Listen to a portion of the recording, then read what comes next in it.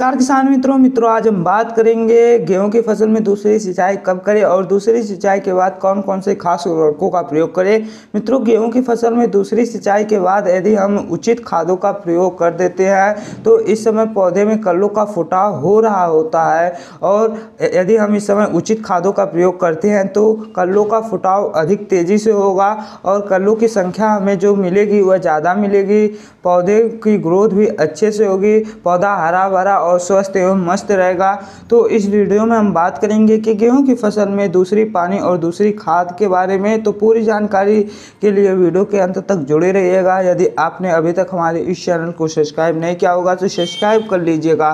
तो स्वागत है आपके अपने कृषि चैनल एग्री सीएच में। तो चलिए शुरू करते हैं। मित्रों, सबसे पहले हम बात कर लेते हैं कि गेहूं की फसल में दूसरी सिंचाई कब करनी चाहिए। तो मित्रों, गेहूं की फसल में दूसरी सिंचाई बुआई से 40 से 45 दिन के अंतराल पर करनी चाहिए।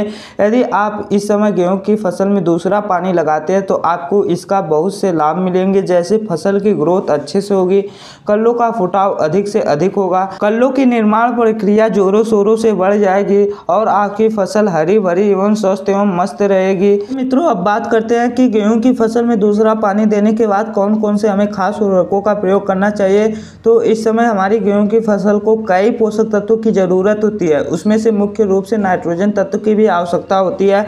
नाइट्रोजन के लिए हम यूरिया का प्रयोग करते हैं। यूरिया में लगभग 40% नाइट्रोजन की मात्रा पाई जाती है। नाइट्रोजन से हमारी गेहूं की फसल जल्दी बढ़ने लगती है, ग्रोथ अच्छे से होती है, पौधों को गहरा हरा रंग प्रदान करता है। नाइट्रोजन पौधे में पत्तियों और कल्लों की संख्या को भी बढ़ाता है। नाइट्रोजन यदि नाइट्रोजन के कमी के लक्षण पर बात करें तो नाइट्रोजन के कमी से पहले की जो पुरानी पत्तियां होती है वह पीली पड़ने लगती है, पौधे का विकास रुक जाता है, पौधे में कल्ले व फूल कम निकलते हैं। नाइट्रोजन की कमी से फसल समय से पहले पक जाती है। पौधे की नई पत्तियों में भी हरे रंग की कमी साफ साफ देखी जा सकती है, नई पत्तियां हल्के हरे रंग की हो जाती हैं और नाइट्रोजन की कमी के कारण पौधे लंबे एवं पतले दिखाई देते हैं। यदि यूरिया की मात्रा पर बात करें तो आपको इस समय लगभग 35 से 40 किलोग्राम प्रति एकड़ के दर से यूरिया का प्रयोग करना है। इसके साथ आपको जिंक सल्फेट का भी प्रयोग करना है।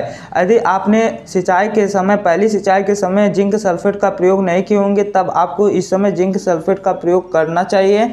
तो आपको इस समय लगभग 4 से 5 किलोग्राम प्रति एकड़ के दर से जिंक सल्फेट 33% वाले का प्रयोग करना है।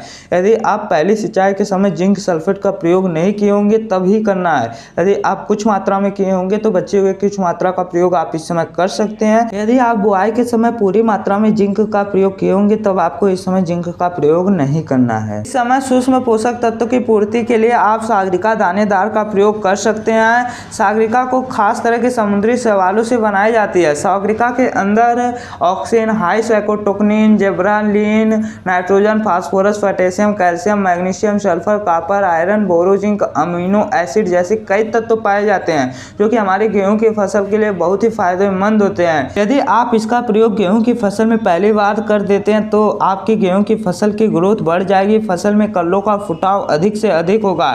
इसका प्रयोग आप सिर्फ गेहूं की फसल में ही नहीं अपितु लगभग सभी प्रकार के फसलों में कर सकते हैं, जैसे फल वाली फसल, फूल वाली फसल, दलहनी फसल, तिलहनी फसल, अन्य वाली फसल इत्यादि सभी प्रकार के फसलों में आप सागरिका का प्रयोग कर सकते हैं।